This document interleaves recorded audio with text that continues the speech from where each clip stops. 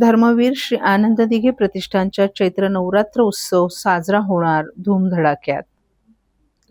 राज्याचे उपमुख्यमंत्री आणि शिवसेनेचे मुख्य नेते एकनाथ शिंदे आयोजित कोपरी येथील चैत्र नवरात्र उत्सव यंदा धूमधडाक्यात साजरा होईल।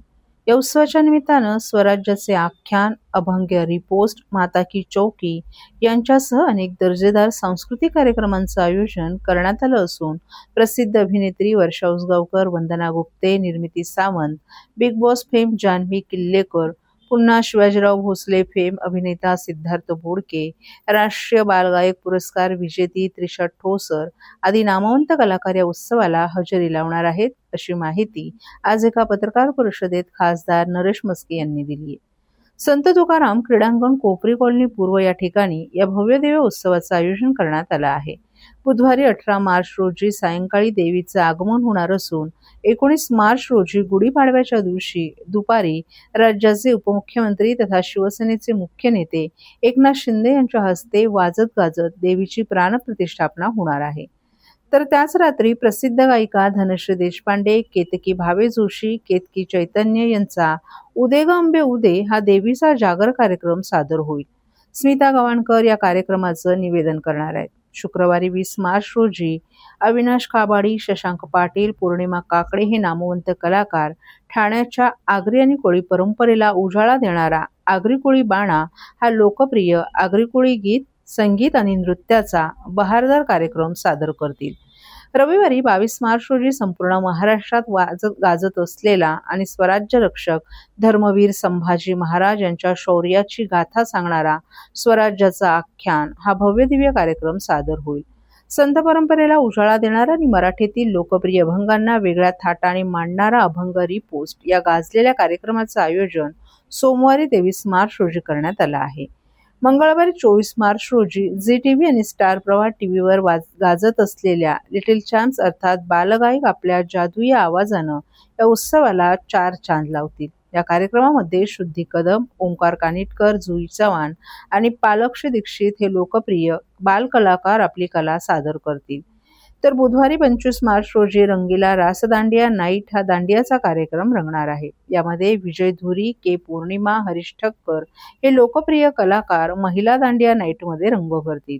आरजे अमित काकडे या कार्यक्रमाचं सूत्रसंचालन करणार आहेत। याशिवाय या उत्सवामध्ये रोज देवीचा मंगलाभिषेक, सप्तशती पाठ वाचन, सामूहिक देवी राजोपचार पूजन, देवीचं अर्चन, मध्यान आरती, सहस्रचंडी याग, सांज आरती आदी सर्व कार्यक्रम नित्यनेमाने होणार आहेत।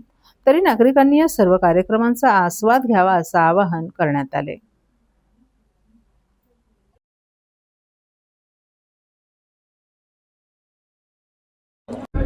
मार्गदर्शनाखाली आणि आमच्या सगळ्यांची वहिनी लता एकनाथ शिंदे सौ यांच्या मार्गदर्शनाखाली या उत्सवाचं आयोजन या ठिकाणी केलं जातं।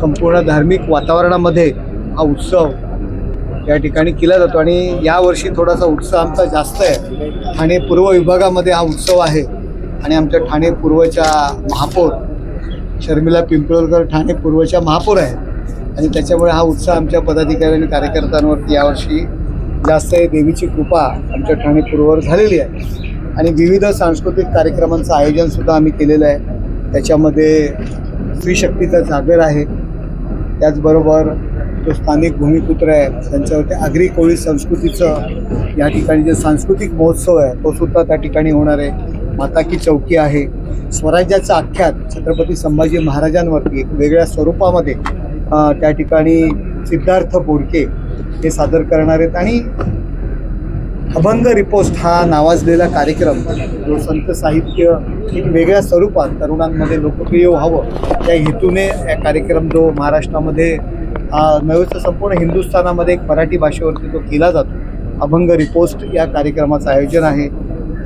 छोटे उस्ताद बालकलाकार आहेत जो विविध क्षेत्रामध्ये गायनाच्या क्षेत्रामध्ये आघाडीवर आहेत, त्यांचंसुद्धा या ठिकाणी कार्यक्रम आहेत। दांडिया रास आहे आणि विविध मराठी कलाकार मग वंदना गुप्ते असतील, निर्मिती सावंत असतील, वर्षा उसगावकर असतील, हे सर्व विविध कार्यक्रमाला उपस्थित राहणार आहे आणि त्यांचासुद्धा सत्कार यावेळी या मराठी कलाकारांचा केला जाणार आहे।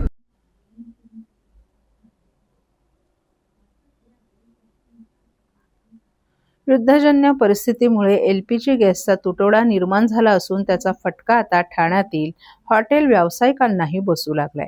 शहरातील अनेक हॉटेल्सना गॅस सिलेंडर उपलब्ध होत नसल्यानं मोठी अडचण निर्माण झाली आहे. ठाण्यातील काही हॉटेलमध्ये सिलेंडर मिळत नसल्यामुळे हॉटेल मालकांनी आता पर्यायी व्यवस्था म्हणून चूल पेटवून स्वयंपाक करण्यास सुरुवात केली आहे. विशेष म्हणजे हॉटेलमधील कर्मचाऱ्यांसाठी जेवण बनवण्यासाठी चक्क चूल रचून अन्न तयार केलं जात आहे. सिलेंडरच्या तुटवड्यामुळे हॉटेल व्यवसाय आधीच अडचणीत आला असून अनेक ठिकाणी हॉटेल बंद ठेवण्याची वेळ येण्याची शक्यता व्यक्त केली जात आहे. त्यामुळे परिस्थिती हाताळण्यासाठी हॉटेल व्यावसायिकांनी सध्या चुलीचा पर्याय निवडल्याचं चित्रही पाहायला मिळते. या परिस्थितीचा आढावा घेत असताना शहरातील हॉटेल व्यावसायिकांवर वाढत्या गॅस तुटवड्याचा किती मोठा परिणाम होत असल्याचं स्पष्टपणे समोर येत आहे. सर, काय सांगाल? आज चक्क आपण चूल मांडून जे आहे या ठिकाणी जेवण बनवत आहेत. काय नेमकं आहे? सिलेंडरचा तुटवडा मोठ्या प्रमाणात जाणवतोय. आता सिलेंडरच नाही आहे, तुटवडा बोलू शकत नाही, सिलेंडरच येतच नाही आहे. एक दिवस एक सिलेंडर तर द्यायचे, तो पण आता बंदच झालेला आहे ऑलमोस्ट. गव्हर्नमेंट काय बोललं 20% आम्ही द्यायला सांगितलेल्या कंपनीला, 20%मध्ये काय हॉस्पिटल आणि शाळेतलं देतात. त्याच्यामुळे हॉटेलवाल्याला कमर्शियल भेटत नाही आहे. आता तुम्ही ठाण्यात एक वेळे राऊंड मारा, अख्खा महाराष्ट्रात हे हालत आहे. ठाण्यामध्ये आलो मी आत्ता आपल्या कलवा हॉस्पिटलच्या समोर जाऊन आला आहे. तिथे एक 10-20 वडापावच्या गाडी राहायच्या आहेत दरवेळे.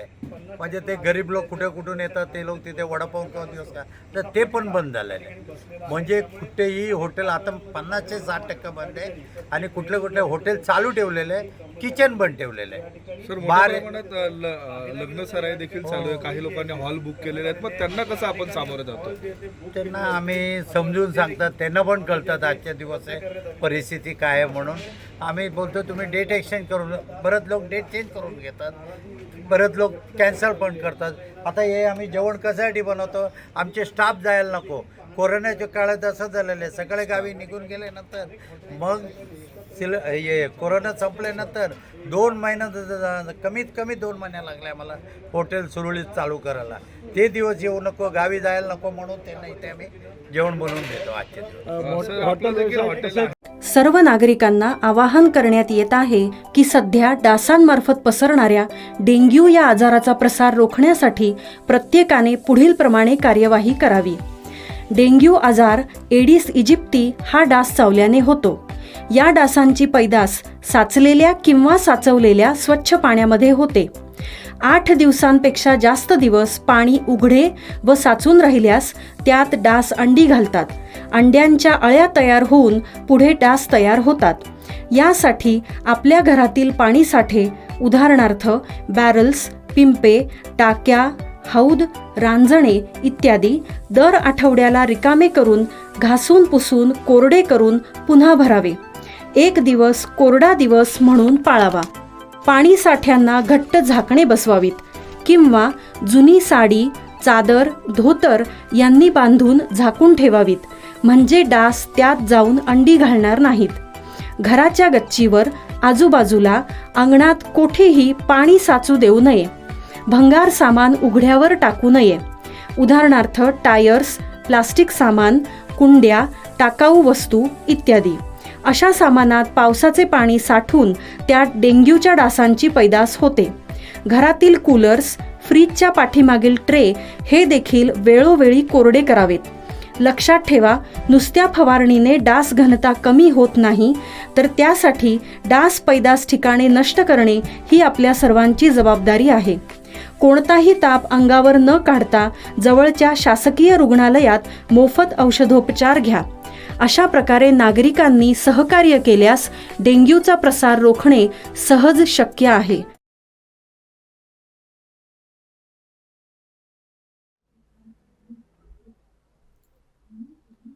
गुरुकुल सोसायटी परिसरातील खड्ड्यांमुळे शेजारील इमारतींना धोका. ठाणे महानगरपालिका क्षेत्रातील गुरुकुल सोसायटीजवळ नगररचना क्रमांक 1 मधील अंतिम भूखंड 341 वर सुरू असलेल्या एका दर्शनी इमारतीच्या कामामुळे परिसरातील रहिवाशांमध्ये भीतीचं वातावरण निर्माण झाले. संबंधित विकासकाने सुमारे 3 ते 4 वर्षांपूर्वी इमारतीच्या बांधकामासाठी मोठा खड्डा खणून ठेवला असून तो अद्यापही तसाच उघडा आहे. या खड्ड्यात दुर्गंधीयुक्त गढूळ पाणी साचत असल्यानं परिसरात मलेरिया आणि डेंग्यूसारख्या आजारांचा धोका वाढला असल्याची तक्रार नागरिकांनी केली आहे. तसंच या खड्ड्यामुळे शेजारील इमारतींच्या कंपाऊंडला तडे गेले असून बाजूची इमारत कोसळण्याची शक्यता निर्माण झाल्याचा गंभीर आरोप रहिवाशांनी केलाय.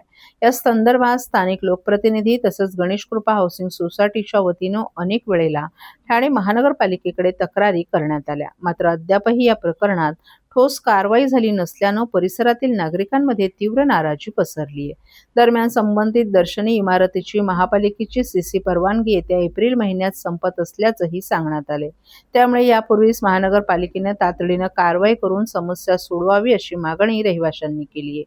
तसंच लवकरात लवकर उपाययोजना न झाल्यास ठाणे महापालिकेवर मोर्चा काढून तीव्र आंदोलन करण्याचा इशाराही नागरिकांनी दिला आहे. गेली 4 वर्ष कळके बिल्डरनी ते काम चालू केलं होतं, पण 4 वर्ष होऊन सुद्धा अजून सुद्धा त्यांनी काही क्लीनचं काही काम केलं नाही आहे. त्यामुळे आम्हाला खूप इथे त्रास होतो. काय त्रास होतो? म्हणजे एकतर हे दर महिन्याला येतात, JCB लावतात, खड्डे खणतात, परत जातात, परत पावसात पाणी साचून इथे रोगराई वाढते, डेंग्यू मलेरियाची साथ इथे चालू सारखं चालू असतं. यात रस्ता खचलेला आहे, आपण बघू शकतो तुमच्या बिल्डिंगमध्ये रस्ता खचलेला हो, पूर्ण हे झालं तर त्याची काय करणार? आम्ही वारंवार प्रशासनाकडे याची चौकशी आम्ही कंप्लेंट केलेली आहे. इवन नगर विकास खात्यावर आम्ही याची कंप्लेंट केलेली आहे, तरी पण प्रशासनाकडून आम्हाला काही मदत होत नाही. तुमची सुरक्षा वॉल आहे ती आणि त्यामुळे तुमची मुली खेळत असतात, किती धोकादायक आहे. म्हणजे कधीही काय होऊ शकतं. तुम्ही बघाल की बिल्डिंग भिंत पूर्ण खचलेली आहे, त्यामुळे कधीही धोका होऊन कधीही बिल्डिंग पडू शकते. आता उद्या काय घटना घडली तर जबाबदार आम्ही महापालिकेला वारंवार हे कळवलेलं आहे आणि यासाठी महापालिका वारंवार करून सुद्धा काही दखल घेत नाही. त्याची सगळी जबाबदारी महापालिकेवर येईल. याबाबत काय प्रशासनाकडे अगोदर आपण काय तक्रार वगैरे केली? नाही. पण आम्हाला असं वाटतं की अशा प्रकारचे जे बिल्डर आहेत त्यांच्या मनमानी कारभाराला कुठेतरी ना राज्य प्रशासनाने ना कारभाराला चाप लावायला हवा.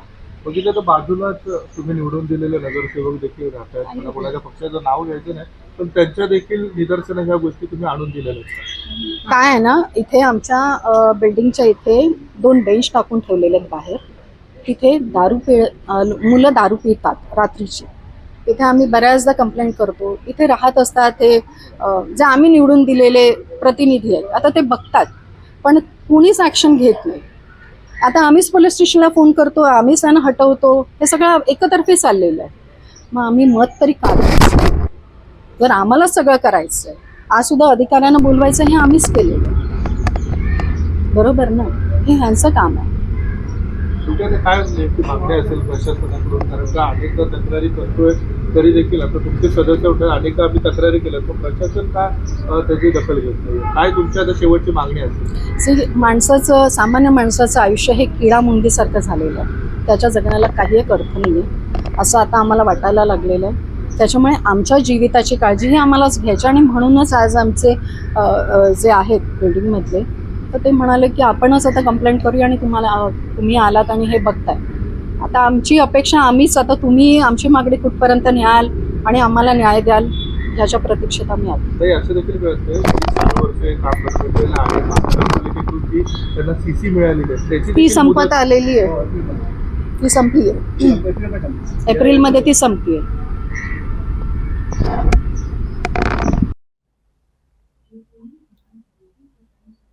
ठाण्यातील प्रसिद्ध गौरव स्वीट्स या मिठाई दुकानाबाहेरील जागेत लावलेल्या स्टॉलवर महापालिकेमार्फत कारवाई करण्याची भीती दाखवून या दुकान मालकाकडून 2 लाख रुपयांची खंडणी घेणाऱ्या 2 माहिती अधिकार कार्यकर्त्यांना ठाणे गुन्हे अन्वेषण शाखेच्या वागळे युनिटनं शुक्रवारी अटक केली आहे. न्यायालयानं दोघांना 16 मार्चपर्यंत पोलीस कोठडीत ठेवण्याचे निर्देश दिलेत. अक्षय करंजवकर आणि सुशांत सुर्वे अशी अटक करण्यात आलेल्या आरोपींची नावं आहेत. सुशांत हा मानपाडा भागात तर अक्षय हा कोलवाड भागात राहतो. विरल भांजी पटेल यांच्या तक्रारीवरून दोघांविरोधात चितळसर पोलीस ठाण्यात खंडणीचा गुन्हा दाखल करण्यात आला आहे. विरल पटेल हे गौरव स्वीट्स अँड नमकीन या दुकानाचे मालक असून त्यांच्या दुकानाच्या ठाणे शहरात सुमारे 12 शाखा आहेत. नोव्हेंबर 2025 मध्ये मानपाडा येथील कॉस्मोस हेरिटेज कॉम्प्लेक्समधील दुकानात असताना अक्षय करंजवकर हा त्यांच्या दुकानात आला. त्यानं स्वतःला माहिती अधिकार कार्यकर्ता असल्याचं सांगितलं. त्यानंतर दुकानाबाहेर स्टॉल लावल्यामुळे नागरिकांना त्रास होत असल्याचं सांगून फोटो काढण्यास सुरुवात केली. तसंच महापालिकेत तक्रार करून दुकानांवर कारवाई करून घेण्याची धमकी दिली. त्यानंतर महिन्याला काहीतरी रक्कम द्या, नाहीतर तक्रारी करून कारवाई करायला लावू असं सांगत खंडणीची मागणी केली. पटेल यांनी पैसे देण्यास नकार दिल्यानंतरही त्यांनी ठाणे महापालिकेत तक्रार अर्ज करून पाठपुरावा सुरू ठेवला. याच दरम्यान 18 फेब्रुवारी रोजी सुशांत सुर्वे यांनी पटेल यांना व्हॉट्सअप कॉल करून अक्षय करंजवकर सोबत तडजोड करून घेण्याचं सांगितलं. सुरुवातीला 5 लाख रुपयांची मागणी करण्यात आली. या प्रकरणी पटेल यांनी ठाणे गुन्हे अन्वेषण शाखेच्या वागळे युनिटकडे तक्रार केली. यानंतर अप्पर पोलीस आयुक्त डॉक्टर पंजाबराव उगले, पोलीस उपायुक्त पराग मणेरे, सहाय्यक पोलीस आयुक्त शेखर बागडे यांच्या मार्गदर्शनाखाली ठाणे गुन्हे अन्वेषण शाखेच्या वागळे युनिटचे वरिष्ठ पोलीस निरीक्षक सलील भोसले, सहाय्यक पोलीस निरीक्षक पल्लवी ढगे पाटील यांच्या पथकानं शुक्रवारी वसंत विहार परिसरात सापळा रचला. याच दरम्यान दोघांनी तडजोडीअंती 2 लाख रुपये स्वीकारण्याचं मान्य करत ते पैसे घेण्यासाठी वसंत विहार चौकात आले. त्यावेळी पटेल यांच्याकडून 2 लाखांची खंडणी घेताना पोलिसांनी त्यांना रंगेहात ताब्यात घेतले.